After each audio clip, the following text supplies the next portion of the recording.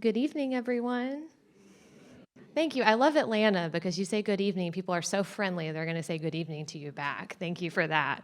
Well, welcome all of you to Atlanta History Center. It's my pleasure to welcome you tonight. I'm Claire Haley. I'm our Vice President of Author Programs and our Democracy Initiatives. So I'm just so thrilled to see all of you out in the audience tonight for this wonderful new release. It was just released last week. I Can't Wait to Call You My Wife by Rita Roberts, and we're just thrilled. If you haven't yet gotten your copy of the book, it is just as beautiful as this cover. The entire book is wonderfully done, lots of full excerpts of letters and wonderful historical analysis by Dr. Roberts. So highly encourage you to get your copy. They are 25% off tonight only. And I'm hearing that we're probably going to sell out. So thank you for that. But if you want your copy, I highly encourage you to grab it after the talk tonight. Rita will also be signing your books this evening. So if you'd like yours personalized or just signed, she'll be doing that in the lobby after the event. Now, I'm about to get out of the way because you're not here to hear me talk, but Rita Roberts is going to be interviewed tonight by Lisa Rayam. If you drive around Atlanta at all and listen to WABE, I really spent many, many mornings in Atlanta traffic with Lisa keeping you sane. So we're so happy that she is here to conduct this interview tonight. She's going to pause a couple times for your questions during the interview tonight. So as they're speaking, if you think of something that you would like to ask, just hang on to that and you'll have the opportunity to do that. So without further ado, please join me in welcoming Rita Roberts and Lisa Rayam. Thank you. Thank you. Good evening, everyone. Ms. Roberts. Thank you all. Thank you for coming. We have our warm tea here, so we wish we could share. So you guys imagine having a red glass of wine, or we're going to have a cozy, intimate, just thrilling evening. Many of you have purchased the book, right? Hold it in your hands. This is a history book. It's a love story. It celebrates who we all are, where we were, where we're going, where we're trying to get. It also magnifies loss suffered during slavery and war, loss that many of us can still relate to today. And most importantly, for me, it celebrates the importance of family. How important is family? We learned that during the pandemic, didn't we? When we were stuffed inside with all of our family members. So this is going to be an intriguing evening. And what an intriguing author we have to share this evening with this evening. I've had the pleasure of sitting backstage and chatting with Miss Rita Roberts. Give her a round of applause. Because this, what you have in your hand, is certainly a labor of love. Many of you know her, many of you may not. Rita Roberts is a writer, of course, a historian, of course. She is currently a professor of history of Africana and history studies at Scripps College, trying to retire, soon to retire in July. She is a wife, she is a mother, and she's just an ordinary person who likes to read, who likes to research, who likes to tell the voices of Black America. So I am so honored to sit next to you tonight. Thank you, Lisa. I am honored for you to be here. Well, it is a pleasure, and there's just so much to hash through. I had the pleasure of receiving the book a couple of weeks ago, and it's one of those that you read and you have to put down. You read and you put down, because there's so much to absorb here. How did you begin this path of finding these letters and culminating them into this lavish history book of love, of family, of loss? So I was often asked, well, first let me just go back a little bit, because part of me during graduate school, I went to Berkeley graduate school, studied in the history department. And what bothered me was that so many of the stories about African Americans did not include their voice. It was about treatment. Important to know the policies, important to know the laws, but what were African Americans thinking? What were they doing? And so my first book was really looking at Northern free blacks and their political thought in the antebellum period, mostly before the Civil War. So I just kept focusing on that, and many more historians began doing this work in the 80s and 90s, looking more at the voice of African Americans. But I wanted the general public to hear the voice as well. Historians talk among themselves. We have conventions, we have like 10 conventions a year and specialties, all kinds of specialties. We talk to each other. But when I talk to people outside of the field, they don't know very much, especially about African American history. So I was often asked to attend National Association of Colored Women's convention in California, or the fraternity, Boulay. I think there are probably some Boulay members out there. Other groups who would say, why don't you come and talk to us about African American history? And I would say, well, it's a big history. It's a lot to say. I can't very well tell you all of African American history. I don't even know it all. Right? So I began just selecting letters, or public letters, private letters, something that could kind of give the audience a hook to engage them, and about a specific event. And that was sort of my start. And I did it with my students as well, using primary documents. Those of you who were in college remember, I hope you remember that they were often the way you got engaged in history. And then I was invited to talk to, and I actually became a member of, the Couples Club, which is an African American couples club in Southern California. And they asked me to talk about African American marriage. I found a couple of letters and I began reading them. People were in tears, as you will see when we read some of these letters. People were laughing. And I said, okay, this is what I need to do. I need to put down my other project and do this. And so this is what I've been doing. Because when you think about slavery and what we've learned about slavery, what's missing is the voice, because slaves didn't write back then, and everyone else was telling their stories. How did you uncover all of these letters and then kind of piece them together to tell this history story? So we now know that about 5 to 10% of the enslaved population in the antebellum period, the period just before the Civil War, were literate to some degree. To some degree. Very elementary perhaps, but to some degree. And so that meant that they were able to communicate. Now, how you get letters to somebody is another issue. You have to have a courier, you have to have a trusted someone. Because in many states, literacy was illegal. Right. Virginia passed the law right after Nat Turner's rebellion, insurrection. Slaves are not allowed to read. And generally, most slaves didn't have access to gaining literacy. But we know that Pen and paper, something, yeah. anything, about 5 to 10% did develop some literary skills. I don't know how many of you have read Frederick Douglass's narrative. He sort of tells the story by hook or crook. He learned how to read. He tricked little boys on the Maryland shore to teach him the alphabet.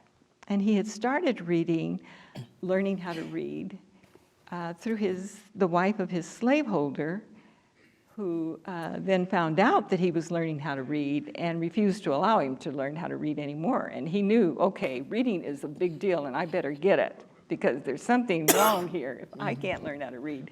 And yet the little boy who was the son of the slaveholder could learn how to read. So many inventive skills, resourcefulness, a number of individuals did develop literacy skills. And so we do have letters. Thank goodness. Thank goodness. We do have letters, Yeah. and some of them are in here. And they bring you to tears. They cause you to pause and think about some of the things that we take for granted. That was my reaction. What was your immediate reaction when you started reading through some of these letters? So I have to think about when I first started reading through some of the letters. First of all, I was just amazed that a person who was enslaved could write about issues that were sometimes just mundane while living in that kind of existence. And then I realized that sometimes their letters were written by their slaveholders. So they had to be careful. And you'll see, those of you who are reading the book, you'll see that they had to couch their language. But you can't miss the message. When a mother writes to her daughter writes to her mother and says, I'm about to be sold. Or that I haven't seen my child Ben for 5 years. That message is clear.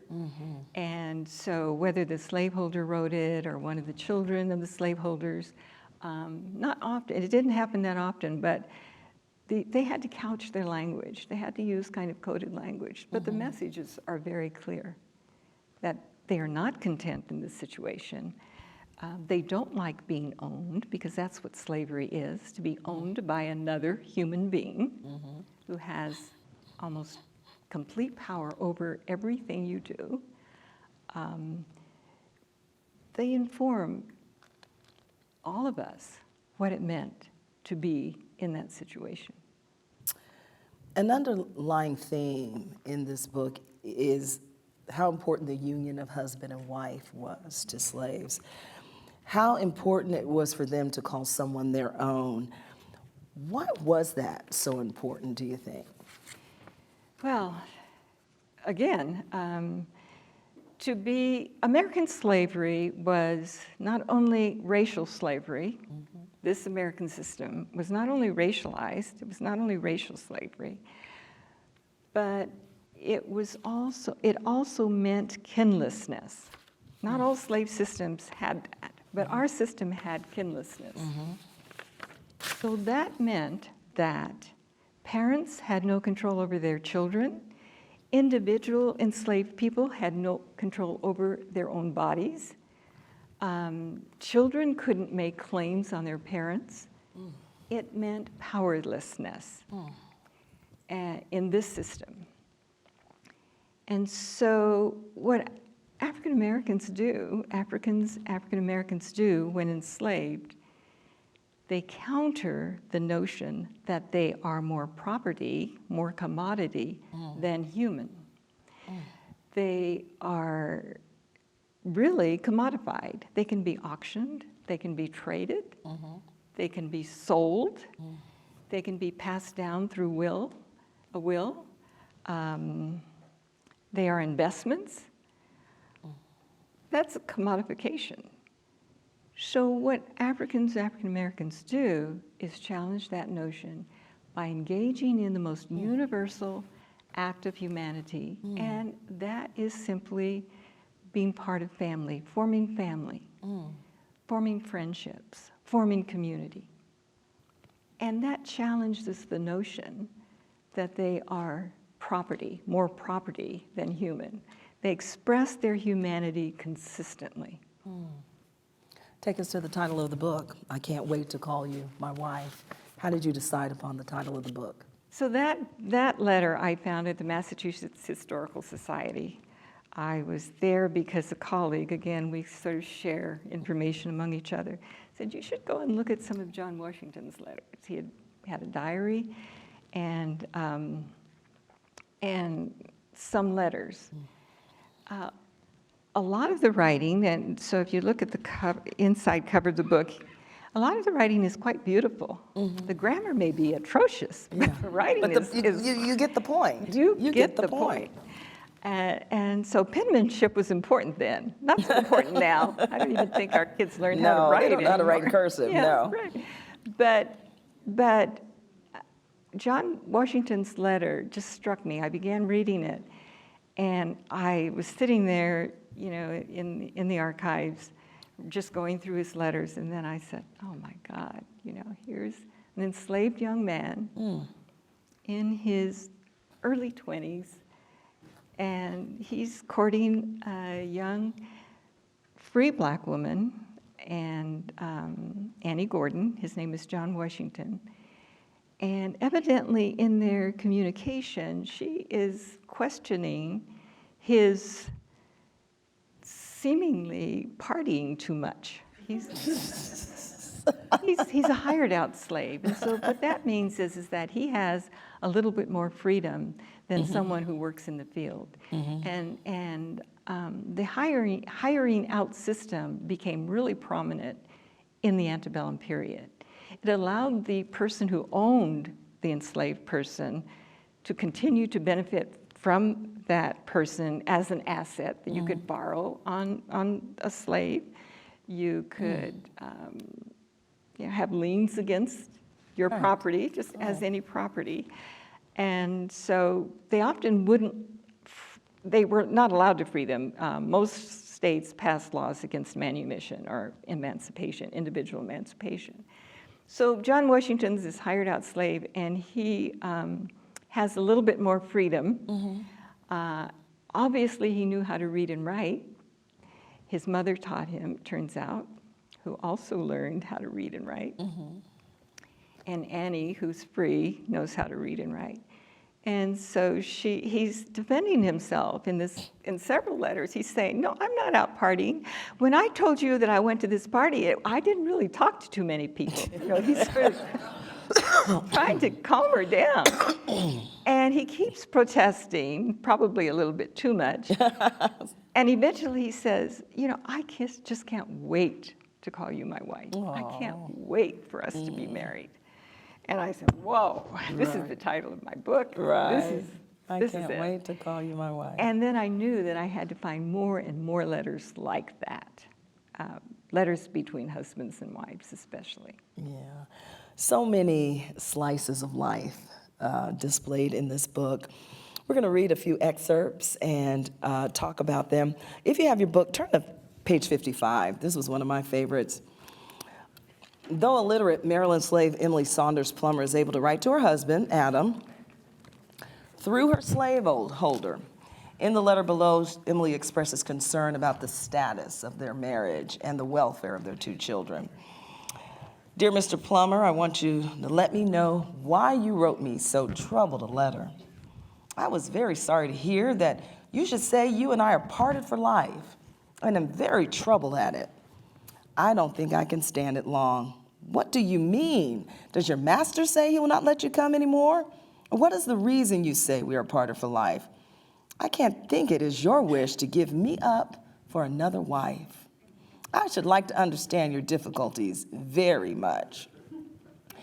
She goes on to say, I want you to write me about my 2 children, if they are well and comfortable, and how mother is. The baby, which she has apparently, has chills come back on her now and then. The other children are well, and Henry sends his love to his father. I have been quite well and have no trouble, but the one great trouble, the want to see you sometimes. God bless you and keep you. Very little communication, and the poor woman is left wondering what her husband is trying to say, reading between the lines because she hasn't seen him, and no way to pick up the phone and call him, right? No, and probably wouldn't be allowed to anyway. Right. So the Plummer family is an amazing family, and they are featured in every section. I've divided the book up into 3 sections, the pre-Civil War period, the Civil War, and post-Civil War period. And they are my family. I just feel like they're my family, and I can't wait to meet a member of the Plummer family. They still exist, I think, great-great-grandchildren. So Adam Plummer was fortunate, if you have to be owned by somebody, right? Was fortunate enough to be owned by a very wealthy Baltimore family, the Calverts, and some of you probably know about the Calverts in Maryland. And he had to work, of course. He had to labor, but he was allowed to grow an orchard. He and his wife, Emily, were separated the entire time of their enslaved life. Slaveholders generally did not want enslaved people to marry anyone on the same plantation. And I'll let you think about why that might be. We can talk about that. So Emily was on a different plantation owned by a different family, and this couple married and began having children. And they keep getting separated more and more. She gets, once her first slaveholder dies, she is then she is then willed to a daughter and then another person, and so she keeps moving further and further away. And part of Emily's concern is that Adam might take another wife. That does happen, and slaveholders often want that to happen. So it's not some sort of fiction. Even though Adam keeps protesting his love for her, she doesn't know what the other conditions might be. So she wants to see him, and his slaveholder, Adam's slaveholder, does allow him to travel to see Emily. That's very unusual. He responds on page 56, "My dear wife, I take this opportunity to answer your letter, and the same day in the morning I wish that I could see you in my heart. And in a few minutes, after a little boy came running to my house with a letter, I reserve it with open hands and a joyful heart. I am not well myself, and the children have been sick with colds. You are mistaken that I do not wish to hear from you and the children's, for I have some things for you and your children's last Christmas. It is not my wish that I cannot hear from you or see you, but I am not satisfied in my mind with your care for the 3 years or more I wish that I came to see you." So years and years pass between the two. He signs the letter, "I am your uncomfortable husband still, Adam Plummer." Yep. So there's no telling when she received that letter, though. Well, this is the it could have thing. taken. It takes Yeah. a couple of weeks at least, maybe 3. And so in the meantime, she's writing again, and then he's writing, and the letters are crossing, and she doesn't know that he's already planning to come to see her. And this goes on throughout much of their marriage before the Civil War. Turn to page 59, you'll see a picture of the Plumbers. And we were chatting backstage that we see a lot of these old pictures, and no one seems to be smiling. And it just kind of was, what, a sign of the times, maybe? Life was so harsh. I don't think even if you look at George Washington, he doesn't smile. I mean, no one smiles. I think it might have had to do with dentistry, right? I think, just being practical. But I think it just wasn't the thing to do, to smile in the photos at that time. And you were saying, when we were talking backstage, that even into the 20th century, my grandparents. we don't see smiles. Yeah. Quickly tell us why the slaveholder didn't want 2 slaves to marry. Does anyone want to sort of guess why? I feel like I'm always teaching, Does anyone want to guess why? Yes. Why? Yes, in the plot. I'm guessing possibly the bonds that could be created between the two and the family, and those bonds, strain, makes you think about different things, maybe A revolt. revolt or not so loyal to your, quote unquote, to your slave owner. Yeah. So they don't, the lash is the main means of control. The gun is always there, but the lash is the main means of control. There's a slaveholder in Louisiana who said in his diary, I whip a slave every day, keep them under my control. It didn't matter if they did anything wrong. And so to have a husband interfere was possible. Oh, wow. And that was the main reason. They didn't want that. They didn't want that interference. They didn't want a husband to see the children being beaten or being sold and so on. So usually they wanted them to be on separate plantations, not too close. But they wanted them to produce. Because we need to understand that in slavery, it isn't simply racial slavery. It has to do with the reproductive capacity of enslaved women. Thomas Jefferson writes to a friend who says, "Do you have any advice for me about investment?" He said, "If you have a farthing, I suggest you invest in slavery." Because the return on your money is great, not only through the labor, but also the reproductive capacity. I'm paraphrasing. Commodity. Yes. Page 63. Fugitive slave letters sent to family members through operators of the Underground Railroad reveal the important role Northern Black abolitionists played in the railroad's functioning and success. Even though the fugitive slave law increased the risk of underground operators, they persisted in aiding fugitives. This letter is from John Thompson. "Dear Mother, I have embraced an opportunity of writing you these few lines, hoping that they may find you as they leave me quite well. I will now inform you how I am getting. I am now a free man, living by the sweat of my own brow, not serving another man and giving him all I earn. But what I make is mine, and if one pleas do not suit me, I am at liberty to leave and go somewhere else, and can assure you I think highly of freedom and would not exchange it for nothing." That's why I selected that letter. Wow. Yeah. And that's the title of this chapter. This is John Thompson is a fugitive slave. There were thousands of enslaved people who escaped, mostly from Virginia and from Maryland. It was really almost impossible to escape from the Deep South. But those who were close to the borders could escape, and if they could, they did. And through the help of the Underground Railroad, John Thompson is riding through William Still, who was what we call the operator, one of the operators of the Underground Railroad. There's no real railroad in spite of, I'm trying to think of the author who has, science fiction author. What's his name? Colson Whitehead. It's a great book, but fiction.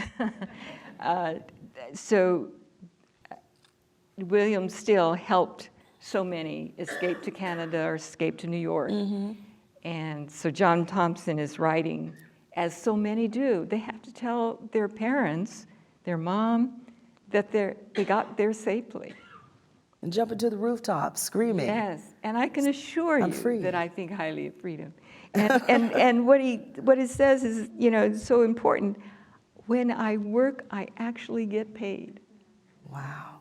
I can take care of myself, I can take care of myself, and if I don't like it, I can move on to the next job. Wow. Right. We take so much for granted, don't we? I love this next letter from Ellen Craft, strong and proud. This is on page 76. Fugitive slaves often wrote down or dictated their personal experiences in slavery. Many slave narratives included those of Frederick Douglass, William Wells Brown, Jermaine Lewin, Harriet Jacobs, and William and Ellen Craft. They stressed the importance of family and were published broadly in abolitionist newspapers, mainly as a means to convince white Northerners to join the cause of freedom. The Crafts, who had escaped to England after the passage of the 1850 Fugitive Slave Law, quickly made sure that Ellen learned to read and write. Ellen wrote a letter that was published in The Liberator. Abolitionists persistently countered pro-slavery propaganda that slaves were content. There was that narrative that slaves were happy and they enjoyed being owned and they, enjoyed their lives. Well, she writes, "Dear Sir, I feel very much obliged to you for informing me of the erroneous report which has been so extensively circulated in the American newspapers. that I had placed myself in the hands of an American gentleman in London on condition that he would take me back to the family who held me as a slave in Georgia. So I write these few lines merely to say that the statement is entirely unfounded, for I have never had the slightest inclination whatever of returning to bondage, and God forbid that I should ever be so false to liberty as to prefer slavery in its stead.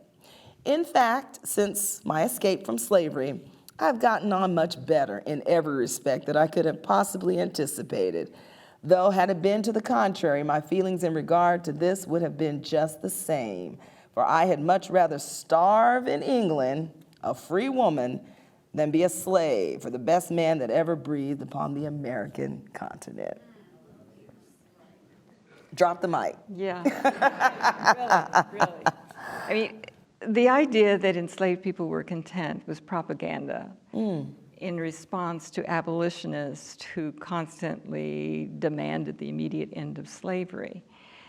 And so this sort of pro-slavery propaganda not only included that enslaved people were content, but they were incapable of living independently. They would return to savagery. They can't think for themselves. This, I think some people really believed their own stuff. And of course, at the same time, they're writing in diaries and letters, slaveholders are, about their fear of insurrection. So they talk about a Sambo, a young man who is so obedient and calling him, boy and all of this, and at the same time writing in diaries about, I know this man is going to kill me. So it's really odd, it's really weird to live in that kind of existence. So Ellen is responding like so many did, that no. How dare you? No, thank you. Yeah. I kind of like freedom. And their story, Ellen and William Craft's story is one that some of you may have read, Running 1,000 Miles for Freedom. They tell their story about how they managed to get out of slavery. Ellen is really more European than African. She is the granddaughter of a woman who's European and African, and the daughter of a woman and her father is the slaveholder from Clinton, Georgia. I don't know where that is. I'm just learning Georgia. But then she ended up enslaved in Macon, Georgia. She and William met. So they concoct a way to escape slavery. Ellen, because of her skin color, wraps herself up in bandages. She and William, she wraps herself up in bandages as if she is ill, but they don't want to show that she really can't grow a beard because she's not a man. She is pretending to be the slaveholder of William, her husband. Wow. They travel first class on the railroad. And at one point, she thanks William for his care. He's right with her, he won't leave her. And someone from behind says, thinking she's a man, says, and I should have added that first, she's dressed as a man, she's cross-dressed, she's dressed as a man. Thinking she's a man says, you shouldn't ever thank your slave, what's wrong with you? And she quickly, Readjusted. They managed to get to the north with this impersonation of slaveholder and slave. Wow. It's an amazing story. There are incredible narratives, I encourage you. There's one enslaved person who puts himself in a box, Henry Box Brown we call him, puts himself in a box and sends himself, he has some holes in the box, sends himself to William Still in Philadelphia, Underground Railroad. Wow. Ingenious, resourceful. They're going to get there. Yeah. Yeah. Page 77, you have a picture of the crafts there. I tell you, you pick this book up, and I'm telling you, every page is thought-provoking. I want to open it up for a few questions right now before we continue with a few excerpts. Have you had time to kind of thumb through the book, or even just about the period itself? Because I'm telling you, the letters just weave a trail that is just phenomenal. Any questions, please? Did you find a sense of different themes in antebellum, during the war, and postbellum as far as the way the letters were written? Did you see a change in the way they were writing to each other? You know, definitely for some individuals. The theme of this book, if you read the prologue and the introduction, is that I've always wanted to stress the complexity and diversity of African American experience. No monolith here, no unidimensional. The experiences are incredibly diverse. So if we looked at free blacks, for example, certainly they're in the South, certainly things get much worse for them closer to the Civil War because white workers are demanding that they either be enslaved, even though they may have been free since the 17th century, or that they be forced out of the state. And because it's close to the Civil War, slaveholders who are really in the minority throughout the South, we need to know this. They are in political power, but they're very much in the minority. They realize that they need to concede to the white workers who are immigrating from various places because they're tired. The white workers don't want to compete with slaves and free blacks who have jobs that white workers want. So they free blacks in the South begin immigrating out quickly. Most of them do their best to immigrate before they're commanded to dig trenches and so on for the Civil War. Was the theme in most cases, though, to get home to a loved one, get to a loved one, get with a loved one? Well, and so the other theme for enslaved people was constantly searching for family. That's the importance of keeping those names. People ask, well, why did black people keep surnames of their slaveholders?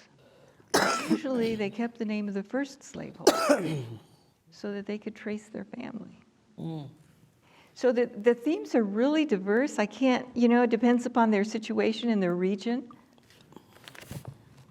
But complexity and diversity would be the theme throughout. Hi. Actually, that was part of my question. I just read this summer the Book of Lost Friends, and it's fiction, but it included the letters or the newspaper articles that had been written either by slaves or they had gotten someone, or freed slaves, or they had gotten someone who would write the letter for them, and they would post them in these newspapers, and it would travel around the country reading at these various churches. And I'd never known anything about that, or that this type of network existed of people looking for family members and writing. And I was wondering, in some of your research, did you come across some of those letters as well, where they were just looking for family and describing the last time they saw family and what they might have looked like? And Yes, this is one of the most amazing stories. So some scholars argued that enslaved people lived in a kind of anomie. They had no culture, they had no real ties. No evidence, just make stuff up. But one of the greatest pieces of evidence is the degree to which enslaved people searched for family during the Civil War and immediately after, and into the 20th century.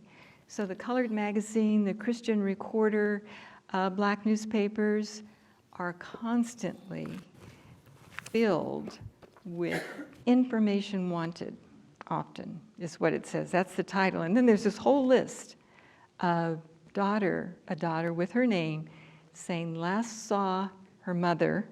She'll give her name in a certain state and where she was sent, where the daughter was sent, where the mother might be. And we see that they're heartbreaking. I was going to say, how many happy endings were there, really? There were some happy endings, but there weren't a lot. Most of the searches were unsuccessful.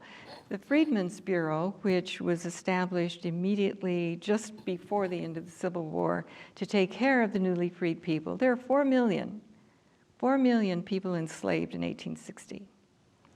Free blacks make up about 500,000 north and south.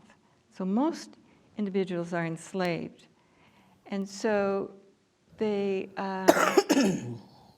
the Freedmen's Bureau writes about so many individuals looking, just coming from camp to camp. They talk about this older woman, and they try to stop her. She has no shoes, barely dressed. She's looking for her pretty baby. Oh. She keeps saying, "Has anyone seen my pretty baby?" I think she's desperate, mentally not well. She's in shock. But they cannot keep her in the camps, in the various refugee camps. And so Freedmen's Bureau officials write about her. And then they find out, well, she hadn't seen her baby for 20 years. Oh, my. So there's no way of finding to connect her at all. The toll. The toll, Talk about the toll. yeah. Reading some of these, you feel the toll. You feel the toll, and so we're just mainly talking about slavery, but it's appropriate because most people were enslaved. But I do include individuals who are free. Frederick Douglass, for example, his whole family, I sort of traced them through the whole period. But the toll on everyone is enormous. But the toll on those who had been enslaved was astronomical. And so, if I can, I'd like to just read a little bit about Laura Spicer's husband. Sure. Okay. So this probably tells us what it means to be a slave and what it meant to be sold away from a spouse. So Laura Spicer's husband, we're not sure of his name because women tend to keep letters, men don't. It's a little warning. And so we have these letters, and Laura Spicer and her husband had been separated for more than 20 years. Believing that Laura had died, Laura's husband remarried. After the Civil War, he finds out that she's alive. So Now what? he says, there's several letters, I'm just reading an excerpt. I read your letters over and over again. I keep them always in my pocket. If you are married, I don't ever want to see you again. I would much rather you would get married to some good man. For every time I get a letter from you, it tears me all to pieces. The reason why I have not written you before in a long time is because your letters disturb me so much. I would come and see you, but I know you could not bear it. I want to see you, and I don't want to see you. I love you just as well as I did the last day I saw you. This is on page 231 for those of you who have the book. And it will not do for you and me to meet. I am married, and my wife have 2 children, and if you and I meet, it would make for a very dissatisfied family. Oh, my. So he resolves he's not going to see her again. But then still loves her. he keeps writing her. But still loves And her. then finally, the last letter is the one on page 232. And this is about how difficult it is when you're not able to legitimize your marriage. When you're not able to find out where your wife or husband or children are. And then suddenly you're free, given nothing, but suddenly you're free. And they're trying to make sense of their lives.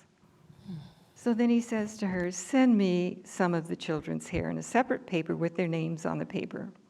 And will you please get married as long as I'm married. My dear, you know the Lord knows both our hearts. You know it never was our wishes to be separated from each other, and it never was our fault. Oh, I can see you so plain. At any time, I'd rather anything to have happened to me most than ever have been parted from you and the children. As I am, I do not know which I love best, you or Anna. If I was to die today or tomorrow, I do not think I would die satisfied till you tell me you will try and marry some good, smart man and will take good care of you and the children. And do it because you love me and not because I think more of the wife I have got than I do of you. Boy, that's hard to take. So I read this to my students. I'm reading to them and they're reading along with me. And tears are all just coming down all of our faces. Basically, just what a lot of people did in that era. You had to deal with the circumstances. Just had to deal with it. Right. And he was forcing her to deal with it. He was encouraging her to do something that he really didn't want her to do. Don't sit and wait for me. Yeah. There was no easy answer for this. Wow. Women, how do you feel about that? It kind of tugs at your heart, doesn't it? Read us another favorite excerpt of yours. So, to end on a lighter note,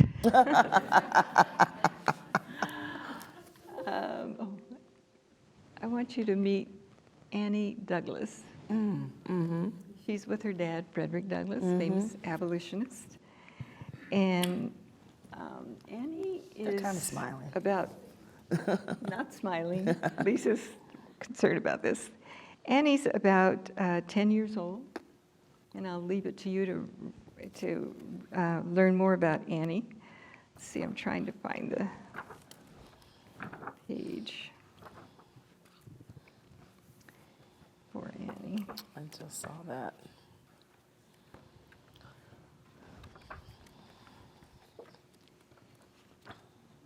Let's see. Have you been pretty intrigued so far? I tell you, it's a book you really want to keep on your coffee table. Pick up again, pick up again.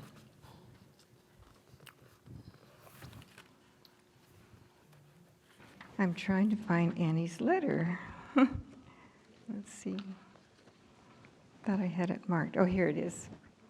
Rochester, December 7th. It's on page 94. 94. Rochester, December 7th. That's where the Douglas family lived, 1859. It's just an excerpt. My dear father, I am proceeding in my German very well, for my teacher says so. I am in the first reader, and I can read. I expect that you will have a German letter from me in a very short time. I have learned another piece, and it is about slavery, and I'm going to speak it in school. And then she tells him her entire speech that she's going to give. And then she ends with, she says, the German children like me very much, but I have gone ahead of them. And they have been there longer than me, too. Then she says, family sends their love from your affectionate daughter, Annie Douglas. This is the only photograph we have of Annie. And she is a sweetheart. We could go through these books, these letters, all evening long. Unfortunately, our time is winding down. If you had one last favorite that you would share with us to end on a happy note. To end on a happy note, well, maybe a sarcastic note. I don't know. So I think I've talked to family members, Becky, my daughter's out there, who managed to get a lot of people here, and my husband, Terry, and they suggested the letter that Sarah Logue writes to Jermaine Logan, who is a fugitive slave. And let's see, I think that is on page, I have them all marked.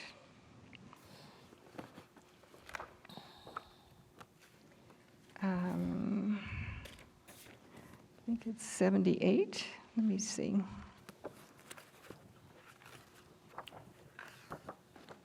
Yes. So Sarah Logue lives in the state of Tennessee, February 20th, 1860. She calls Jermaine Logan, who renames himself after he escapes, to harm. I now take my pen to write you a few lines to let you know how we all are. I'm a cripple, and I'm still able to get about. The rest of the family are all well. I write you these lines to let you know the situation we are in, partly in consequence of your running away and stealing Old Rock, our fine mare. Though we got the mare back, she was never worth much after you took her. And as I now stand in need of some funds, I'm determined to sell you. And I have had an offer for you, but did not see fit to take it. So then she tells him to send her $1,000. And then she says, write to me as soon as you get these lines and let me know if you will accept my proposition. And in consequence of your running away, we had to sell Abe and Ann, his brother and sister. Well, then Jermaine Logan writes back.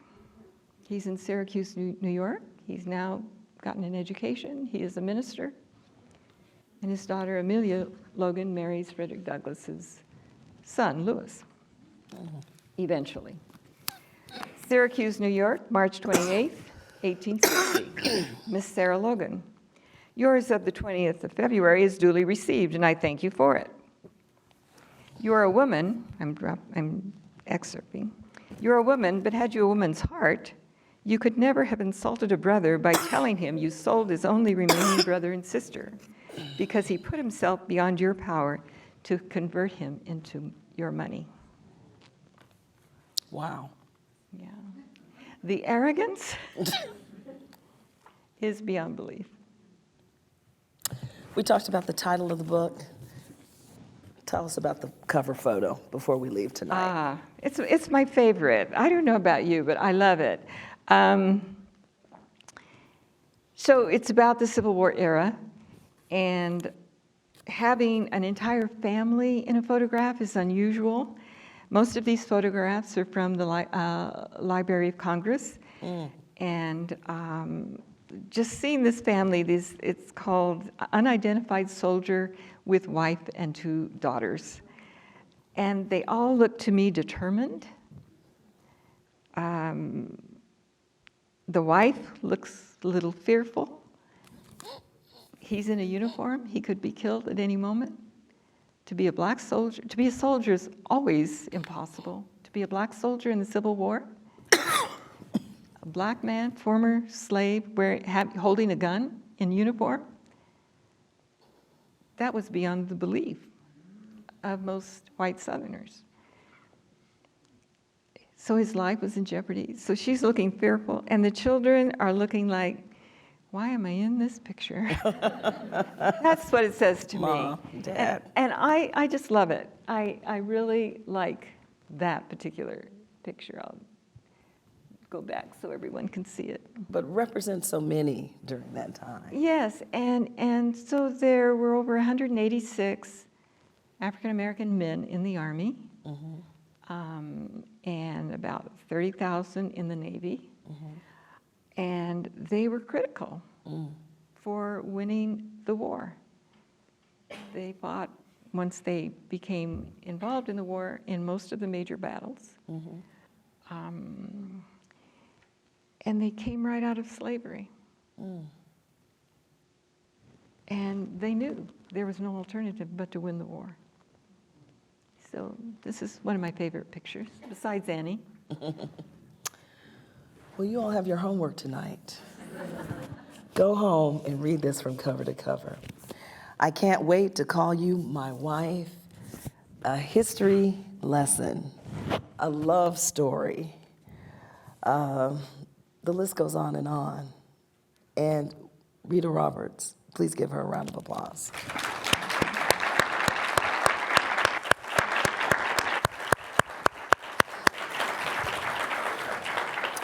There is a book signing that will be taking place right after our talk, so please get the author's signature on this masterpiece. Thank you. Wow. And let's give a round of applause too for our wonderful host tonight, Lisa Thank Rayam. you. Thank you. Oh, I got choked up. Thank you. Thank you. Thank you. Thank you again for joining us at Atlanta History Center. We will meet you out in the lobby if you would like your books signed, and everyone have a safe and wonderful evening. Thank you again.